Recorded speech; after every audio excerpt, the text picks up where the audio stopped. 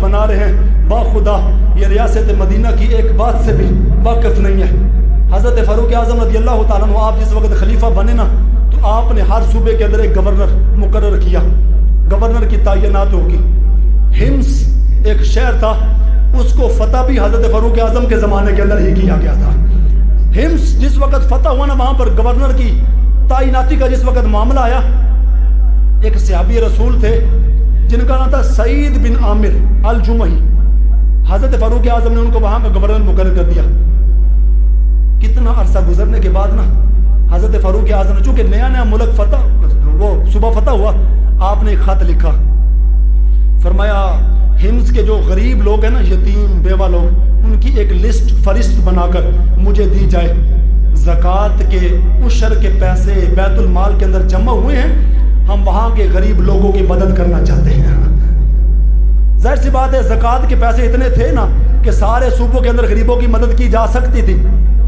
کہنے لگے جس وقت وہ لسٹ بن کر سامنے آئی نا تو سب سے اوپر غریبوں کی لسٹ کے اندر جو سب سے غریب بندہ تھا نا جی، اس کا نام لکھا ہوتا اوپر لکھا سعید بن عامر الجمحی۔ حضرت فاروق اعظم نے لسٹ دیکھی نا، فرمانے لگے یہ سعید بن عامر کون ہے؟ تو کہا گیا جن کو آپ نے ہمس کا گورنر مقرر کیا تھا وہ سب سے غریب بندے ہیں۔ فرمانے لگے جو میں ان کو تنخواہ دیتا تھا وہ کدھر گئی؟ سعید بن عامر جمحی کو بلایا، فرمایا وہ تنخواہ، فرمایا جس وقت میں باہر نکلتا ہوں ہمس کے اندر تو میں غریبوں کو دیکھتا ہوں تو مجھے ان کی حالت دیکھی نہیں جاتی ہے، میں اپنی ساری تنخواہ ہمس کے فقیروں کو تقسیم کر دیتا ہوں۔ کہنے لگے حضرت عمر رضی اللہ تعالیٰ نے نا چپکے سے 1000 اشرفیاں ایک تھیلی کے اندر بند کر کے نا اپنے مشیروں کو کہا کہ چپ کر کے جا کر یہ حضرت عامر الجمحی کو جا کر دے دینا، ان کو کہنا تم غریبوں کی مدد کرتے ہو، یہ لے لو ہیں اور اپنا خرچ۔ کہنے لگے جس وقت تھیلی حضرت سعید بن عامر کے گھر کے اندر ایسے پہنچی نا تو آپ نے چیخ ماری، کہنے لگے انا للہ و انا الیہ راجعون۔ آپ کی بیوی اندر بیٹھی ہوئی تھی، انہوں نے کہا سعید بن عامر کو کیا ہوا ہے؟ وہ کہنے لگی کیا وقت کے خلیفہ حضرت عمر کا وصال تو نہیں ہو گیا؟ اتنی زور سے انا للہ و انا الیہ راجعون کہا۔ فرمایا نہیں، اس سے بھی بڑی مصیبت آ گئی ہے۔ کہا کیا ہوا ہے؟ فرمایا اتنے زیادہ پیسے ہمارے گھر کے اندر آ گئے ہیں۔ وہ پیسے نو ویکھ کے حضرت سعید بن عامر الجمحی فرمانے لگے 1000 اشرفیاں ہمارے گھر کے اندر آ گئی ہیں۔ اپنی بیوی کو کہنے لگے جلدی کرو، چھوٹی چھوٹی تھیلیاں لے کر آؤ، 1000 اشرفیوں کو چھوٹی چھوٹی تھیلیوں کے اندر بند کریں گے اور ہمس کے فقیروں کے اندر تقسیم کریں گے۔ فرمانے لگے جس وقت اپنی بیوی کو کہا نا تو وہ بیوی اندر گئی، کہنے لگے پیسے باندھنے کے لیے وقت کے گورنر کے گھر سے ایک ٹاکی بھی نہ ملی، ایک ٹاکی پیسے باندھ کے غریباں نو دینا سی، ایک ٹاکی بھی نہیں ملی انہیں۔ یہ حدیث بڑی طویل ہے، یہ میرے سامنے پڑی ہوئی حدیث مبارکہ، وقت کی قلت کی وجہ سے میں صرف اس حدیث مبارکہ کا متن نہیں پڑھ رہا ہوں، میں صرف اس کا خلاصتاً بیان کر رہا ہوں کہ جنہوں نے صرف ریاست مدینہ کا نام استعمال کیا اور ریاست مدینہ کی اصول ان کو بنانے کا ایک بات سے بھی وہ واقف نہیں، اور وقت کے گورنر کے گھر سے پیسے باندھنے کے لیے ٹاکی بھی نہ ملی۔ کہنے لگے کافی عرصہ گزرا نا تو لوگوں نے حضرت عمر کو خط لکھا، انہوں نے کہا جس کو آپ نے گورنر مقرر کیا نا اس بندے سے ہمیں شکایت ہے۔ 4 شکایتیں انہوں نے کی۔ حضرت عمر رضی اللہ تعالیٰ انہوں نے حضرت سعید بن عامر الجمحی کو بلا لیا، لوگ بھی آگے، مجمع لگ گیا، صبح کا وقت ہوا، دربار فاروقی کے اندر مجمع بیٹھ گیا، حضرت عامر الجمحی بھی آگے، لوگ بھی آگے، تو فرمایا بلاؤ۔ اور ہمارے بابا جی کہتے تھے جس وقت حضرت سعید بن عامر الجمحی آئے نا تو کس طرح آئے؟ فرمانے لگے ایک گٹھری تھی اور ایک ان کے پاس ایک سوٹی تھی، اس کے ساتھ انہوں نے وہ گٹھری باندھی اور ایسے اپنے کندھے کے اوپر، اور ہمس کا گورنر ہے وہ ہمس سے مدینہ منورہ آنے کے لیے پیدل سفر کر کے آ رہا تھا۔ وہ 2000 نا جدوں عمران خان کی حکومت تھی تو انہوں نے ایک رپورٹ جاری کی تھی کہ جڑا وہ پرویز خٹک نہیں جی جان انج تیلے وچ ہے، وہ کہنے لگا 1 سال دے اندر 5 کروڑ روپے دی خیبر پختونخوا وزیر اعلیٰ دے اندر، وزیر اعلیٰ خیبر پختونخوا کے اندر 5 کروڑ دی صرف چاہ ہی وہ بندہ پی گیا، 5 کروڑ دی وہ چاہ ہی پی گیا۔ ادھر 5 کروڑ نو پورے سال دے اندر تقسیم کرو نا تے میں تے کر کے آیا نا 1,36,000 روپے روزانہ دا بنتا ہے۔ وہ گورنر صاحب ہوری روزانہ او وزیر اعلیٰ روزانہ وزیر اعلیٰ ہاؤس خیبر پختونخوا دے اندر 1,36,000 دی روزانہ چاہ ہی پی جاندا سی۔ وہ پتہ نہیں کیڑی چاہ جڑی 1,36,000 دی روزانہ پیندا سی۔ وقت کا گورنر حمص سے مدینہ منورہ کی سرزمین پر پیدل سفر کر کے آ رہا ہے اور کپڑوں کی گٹھلی اپنے کندھے پر اٹھائی ہوئی ہے۔ عدالت لگی، جس وقت پوچھا گیا تو انہوں نے 4 شکایتیں کی۔ انہوں نے کہا پہلی شکایت یہ ہے کہ پہلے صبح صبح اندھیرے کے اندر یہ آ جاتے تھے، ہمارے معاملات کو سنتے تھے، مسجد کے اندر بیٹھتے تھے۔ آج کل یہ دن چڑھ جاتا ہے، نماز اشراق چاشت کے وقت یہ آتے ہیں۔ اور دوسری شکایت ان کی یہ ہے کہ دن کے وقت لوگوں کی بات سنتے ہیں، رات کے وقت لوگوں کی بات نہیں سنتے۔ حالانکہ گورنر کا کام ہے، آدھی رات کے اندر بھی کسی کو کوئی کام ہے تو جائے گورنر کے پاس، بات سنے گورنر اس کی۔ فرمایا 2 دن ہفتے کے اندر ایسے ہوتے ہیں کہ یہ بالکل ہمیں نظر، مہینے کے اندر 2 دن بالکل نظر ہی نہیں آتے، پورا دن غائب ہوتے۔ کہنے لگے چوتھی شکایت ان کی یہ ہے کہ کبھی کبھی ان کو مرگی کا دورہ پڑتا ہے، یہ بے ہوش ہوتے ہیں، ان کو ہوش ہی نہیں رہتی اور ان کو یہ بھی نہیں پتا ہوتا میرے پاس کون کھڑا ہے، ان کی یہ حالت غیر ہو جاتی ہے۔ کہنے لگے حضرت فاروق اعظم رضی اللہ تعالیٰ عنہ نے، یہ بڑی طویل حدیثی وقت کی قلت کی وجہ سے، وگرنہ جس کو حضرت فاروق اعظم رضی اللہ تعالیٰ نے گورنر بنایا تھا نا، اتنے جلیل القدر صحابی تھے کہ حضرت ابوبکر صدیق حضرت فاروق اعظم رضی اللہ تعالیٰ عنہ جس وقت دونوں خلیفہ بنے نا، تو مشورہ کرنے کے اندر سب سے بہتر رائے مشورہ جس بندے کی طرف سے آتا تھا نا، وہ حضرت سعید بن عامر الجمحی کی طرف سے آیا کرتا تھا۔ حضرت فاروق اعظم نے سنا تو فرمایا کہ یہ تو بڑا اچھا بندہ تھا اور بڑا اچھا مشورہ دیا کرتا تھا، اور ان کے بارے میں یہ اتنی زیادہ شکایات آ چکی ہیں۔ کٹہرے کے اندر وقت کے گورنر کو کھڑا کر دیا گیا۔ اب سنو مسلمانوں، یہ ہے خلافت راشدہ، اور یہ ہے خلافت راشدہ کے ذرعی اصول، اور یہ ہے گورنر کا محاصرہ، اور اس کو کہتے ہیں ریاست مدینہ۔ فرمایا بتاؤ، لوگوں کی شکایات کا جواب دو۔ سنو مسلمانوں، حضرت سعید بن عامر الجمحی نے فرمانے لگے لا یخرج الینا حتی یتعالی النہار۔ فرمایا میں اس بات کو بیان کرنا میں پسند نہیں کرتا تھا، لیکن مجبوری ہے، چونکہ آپ نے بلایا ہے، آپ وقت کے خلیفہ ہیں، میں آپ کا گورنر ہوں، آپ نے مجھ سے سوال کیا ہے، بتانا میری مجبوری ہے۔ بتانا چاہتا نہیں تھا، بتانا میری مجبوری ہے۔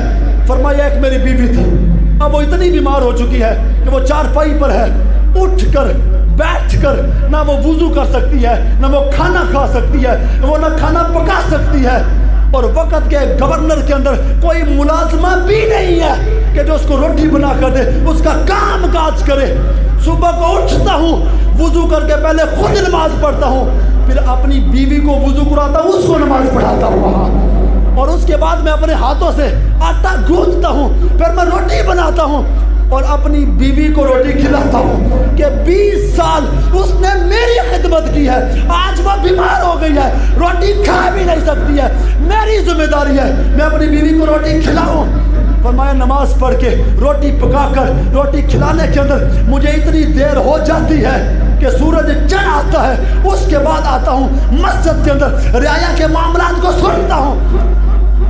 امام نے لکھا جس وقت حضرت عمر نے پہلی بات سنی نا تو آپ کا چہرہ خوشی سے کھل اٹھا اور آپ کی آنکھوں سے جاسو جاری ہو گئے۔ فرمایا یا اللہ تیرا شکر ہے کہ تم نے سعید بن عامر الجمحی کی طرف سے میری آنکھوں کو ٹھنڈک پہنچائی ہے۔ آگے فرمایا دوسری شکایت، فرمایا یہ لوگ کہتے ہیں دن کو میں ان کی بات سنتا ہوں اور رات کو میں ان کی بات سنتا ہی نہیں ہوں۔ فرمایا سنو، دن کو بات سنتا ہوں، رات کو نہیں سنتا ہوں، میرا دن لوگوں کے کام کاج کرنے کے لیے، سارا دن لوگوں کی خدمت کرتا ہوں، میرا دن وہ ہے جو لوگوں کی خدمت کے اندر گزر جاتا ہے، میری رات وہ ہے جو رب کی عبادت کے اندر گزر جایا کرتی ہے۔ فرمایا میں تو نفل کے اندر کھڑا ہوتا ہوں، پوری رات گزر جاتی ہے، مجھے اس بات کا پتہ ہی نہیں چلتا ہے۔ اور فرمایا بتاؤ تیسری شکایت کیا ہے؟ فرمایا تیسری شکایت یہ کہتے ہیں میں مہینے کے اندر 2 دن پورا دن غائب رہتا ہوں۔ فرمایا بتاؤ کیوں؟ کہنے لگے اللہ کی قسم جو میں نے کپڑے پہنے ہوئے ہیں نا، وقت کے گورنر کے پاس ایک یہی جوڑا ہے تن پر. 15 دن کے بعد میں کپڑوں کو دھوتا ہوں کہ بہت زیادہ ان کے اندر سے میل سمیل آنے لگ جاتی ہے. سارا دن کپڑوں کو خشک ہونے میں لگ جاتا ہے اور میں اپنی بیوی کے روبٹے کے اندر تہ بند باندھ کر سارا دن اپنے کپڑوں کے خشک ہونے کا انتظار کرتا ہوں. مدینے کی ریاست کا نعرہ لگانے والے اور 5 کروڑ کی چائے پینے والے، اس کو کیا پتا کہ ریاست مدینہ کہتے کس کو ہے؟ ریاست مدینہ کے گورنر کے پاس ایک جوڑا تھا اور بدن پر پہننے کے لیے دوسرا جوڑا بھی موجود نہیں تھا. اس کو دھو کر خشک ہونے کا انتظار کرتے تھے. سردی کے دن ہوتے تھے، سارا دن کپڑے خشک ہونے میں لگ جاتے تھے. فرمایا اس وجہ سے رعایت کی بات نہیں سن سکتا ہوں. امام نے لکھا، حضرت عمر نے یہ بات سنی تو رونے لگے زاروں کی طرح. فرمایا بتاؤ چوتھی شکایت بھی آپ کی ہے. فرمایا چوتھی شکایت یہ لوگ کہتے ہیں کہ میں کبھی کبھی بے ہوش ہوتا ہوں، مجھے مرگی کا دورہ پڑتا ہے، مجھے پتہ ہی نہیں چلتا. مسلمانوں اس واقعہ کو اگر میں تفصیل سے بیان کرتا نا تو پاؤں کے نیچے سے زمین بھی کھسک جاتی. ایک صحابی رسول تھے حضرت خبیب بن عدی رضی اللہ تعالیٰ عنہ. نجد کے کچھ لوگوں نے نئے مسلمان ہوئے، 4 ہجری تھا، 4 ہجری. انہوں نے حضور کو پیغام بھیجا، ہم قرآن پڑھنا چاہتے ہیں، قرآن سیکھنا چاہتے ہیں، ہمیں کچھ لوگ دے. حضور نے چند صحابہ کو بھیجا کہ جاؤ ان کو قرآن سکھاؤ. نجد کے لوگوں نے صحابہ کو نعوذ باللہ شہید کر دیا اور حضرت خبیب بن عدی کو پکڑا اور مکہ مکرمہ روانہ کر دیا. کیوں؟ حضرت خبیب بن عدی نے نا جنگ بدر کے اندر ایک کافر تھا امیہ بن حرب، اس کے باپ کو قتل کیا تھا. امیہ بن حرب خبیب سے بدلہ لینا چاہتا تھا. جس وقت حضرت خبیب وہاں پر گئے نا تو اس نے کیا کیا، حضرت خبیب رضی اللہ تعالیٰ عنہ کو ایسے سولی لگایا. حضرت عامر الجمحی نے اپنا واقعہ سعید بن عامر بیان کرنے کے لیے کہ میں بے ہوش کیوں ہوتا ہوں، مجھے غشی کیوں تاری ہوتی ہے، کہنے لگے اس صحابی رسول کو خبیب بن عدی کو جس وقت مقام تنعیم کے اندر پورے مشرکین کے سرداروں کے جرمٹ کے اندر مشرکین مکہ کو اکٹھا کر کے خبیب بن عدی سے بدلہ لینے کے جس وقت لوگ وہاں پر گئے نا، سعید بن عامر الجمحی کہنے لگے اس وقت میں بھی مشرکین مکہ کے قافلہ کے اندر مشرکین کی دعوت پر حضرت خبیب بن عدی کا تماشا دیکھنے کے لیے نجد کے مقام پر مقام تنعیم پر میں وہاں پر جمع تھا. فرمانے لگے خبیب بن عدی کو نا انہوں نے ایسے سولی لگانے لگے. حضرت خبیب بن عدی نے کہا میری آخری خواہش یہ ہے کہ مجھے 2 رکعت نماز نفل پڑھنے کی اجازت دو. انہوں نے کہا چلو پڑھ لو. حضرت خبیب بن عدی کہنے لگے میں نے 2 رکعت نماز نفل پڑھی تو میں نے ایسے منٹ لگایا، 2 رکعت نماز نفل پڑھ لی. اس حدیث کے اگر میں الفاظ پڑھتا نا تو اس وقت پاؤں کے نیچے سے زمین کھسکتی کہ حضرت خبیب بن عدی کا قتل دیکھ کر سعید بن عامر الجمحی کو غشی کا دورہ کیوں پڑتا تھا. فرمانے لگا جس وقت مشرکین مکہ نے 2 رکعت نماز نفل پڑھنے کی اجازت دی نا 2 منٹ لگائے. نفل پڑھنے کے بعد نا سلام پھیرنے کے بعد امام نے لکھا خبیب بن عدی مشرکین مکہ کو کہنے لگے آج میرا دل چاہتا تھا کہ یہ میری زندگی کا آخری سجدہ ہے، کوئی طویل رکعت سجدہ کروں، جی بھر کے اللہ کے حضور سجدہ کروں، لیکن میں نے اس ڈر سے جلدی سلام پھیرا ہے کہ بعد کے اندر مشرکین اس بات کا تانا نہ دیں کہ شاید مسلمان ہے اور رسول اللہ کا غلام ہے، موت کی ڈر کی وجہ سے سلام ہی نہیں پھیر رہا ہے.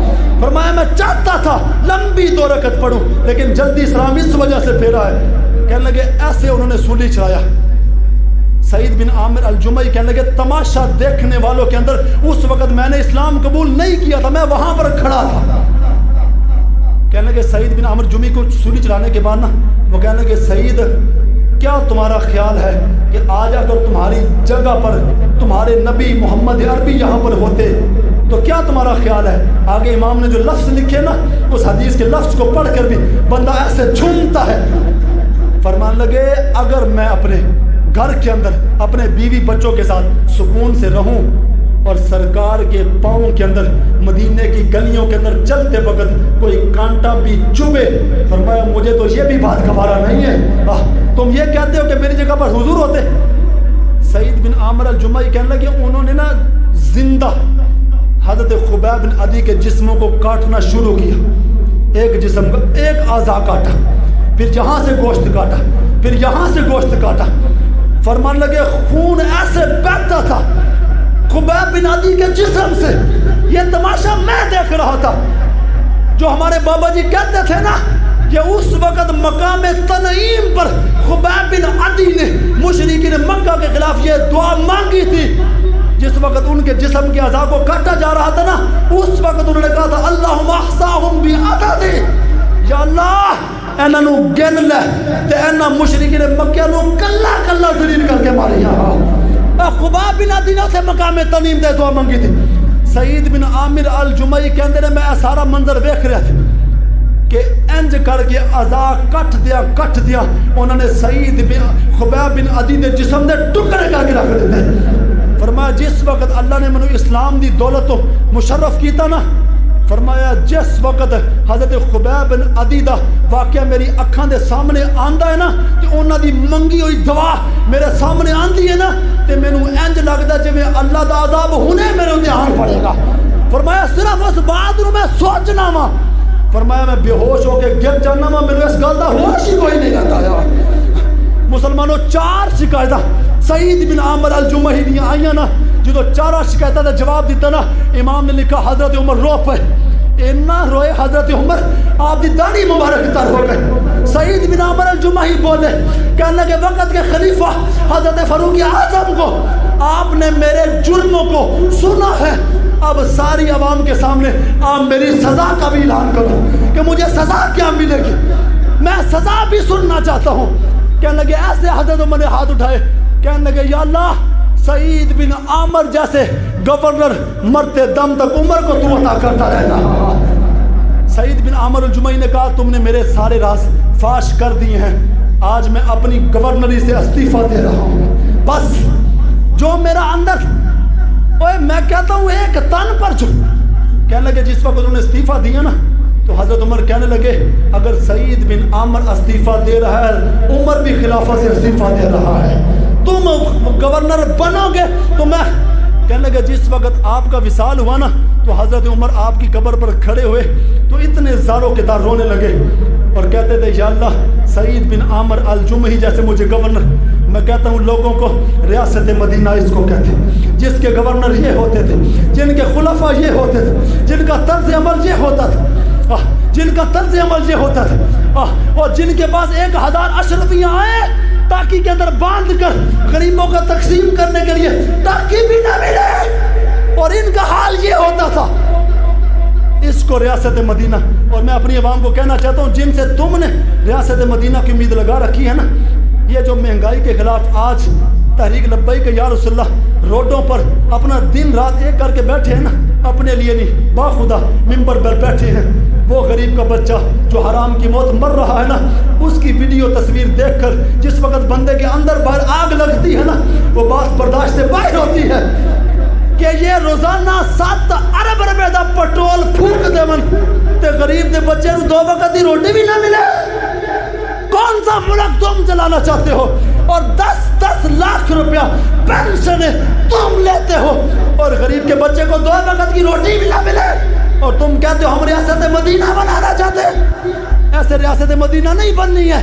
اگر تم چاہتے ہو واقعتاً ریاست مدینہ بنے، میں کہتا ہوں باخدا ان لوگوں کے ساتھ کھڑے ہو جاؤ جو بالکل تنے تنہا اللہ اس کے رسول کی مدد کی خاطر غریبوں کے حق کے لیے شب و روز ایک کر کے اپنے بچے مروا کر ان لوگوں کے تانے سن کر شب و روز ایک کر کے نظام مصطفیٰ کے پرچم لے کر گلی گلی چوک چوک چوراہا چوراہا ایک ہی نعرہ لگا رہے ہیں کہ ہم اس ملک پاکستان کو بنانے والوں کے اندر شامل تھے، اور انشاءاللہ ملک پاکستان کو بچانے والوں کے اندر بھی ہمارے خون کا آخری قطرہ بھی شامل ہو جائے گا. یہ بھی ہمارے لیے خوش قسمتی کی بات ہے.